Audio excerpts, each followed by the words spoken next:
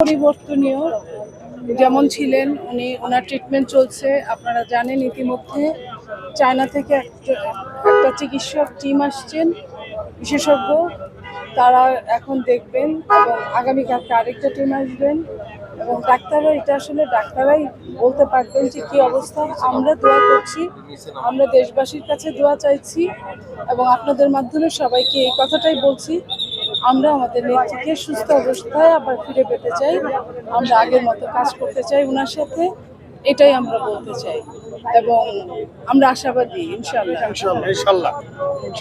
আসলে এই তো আসলে world class celebrity, not only normal কোনো মানুষ। ওনাকে নিয়ে প্রত্যেকটা মানুষের ভেতর এক ধরনের কিউরিসিটি কাজ করে, উনি কেমন আছে, আপনাদেরও যেমন করে, সারা বাংলাদেশের প্রত্যন্ত অঞ্চলের মানুষেরও কাজ করে। যে জন্য অনেকেই অনেক রকম আবেগপ্রবণ, তারা তাদের আবেগ থেকে কথা বলে।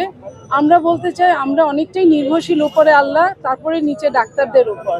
ডাক্তাররা বলছে তারা চেষ্টা করছে এবং নিশ্চয়ই ইনশাল্লাহ আপনার যতটা বলা হয়েছিল এর আগে ততটা খারাপ না।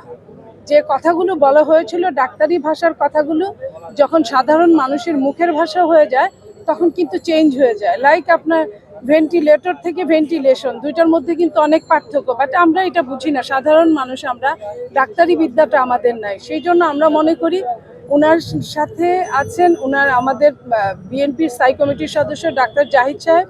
উনি নিশ্চয়ই আপনাদেরকে কিছুক্ষণ পরেই প্রেস ব্রিফ করবেন। ওটা হচ্ছে সবচেয়ে বেস্ট ওয়ে আপনাদের, মানে সারা দেশবাসীকে জানান দেওয়ার। এটা হচ্ছে লিগালি। আর এইখানে দেখে যারা আসছেন তাদের বিভিন্ন জনের নেতাকর্মীরা বুঝে নিত নেতাকর্মীদের আবেগটা তাদের মতো, এক একটা মানুষ এক একটা মানুষের মতো না, তারা তাদের মতো আবেগ প্রকাশ করে। সো কেউ ভালো বলবেন, কেউ খুব খারাপ বলবেন, কেউ মাঝারি বলবেন। আমি বলতে চাই যে আপনারা দোয়া করবেন এবং ডাক্তার জাহিদ সাহেবের কথাটাই আপনারা, এটাই হবে। রাত 9টার দিকে উনি বোধহয় প্রেস ব্রিফ করবেন। আমি নীলুফার চৌধুরী বনি, সাবেক এমপি, আমি বিএনপি সম্পাদক মণ্ডলীর সদস্য।